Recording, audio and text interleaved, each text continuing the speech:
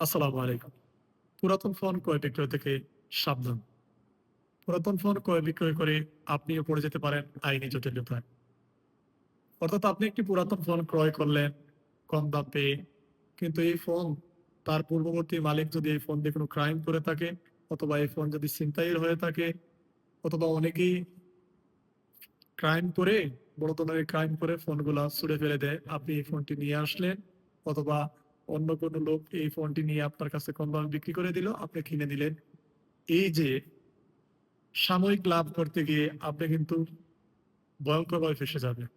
এরকম একটি ঘটনা ঘটেছে আমার একটি মামলার ক্ষেত্রে। একজন লোক একটি ফোন কম টাকায় পেয়ে কিনে নেয়।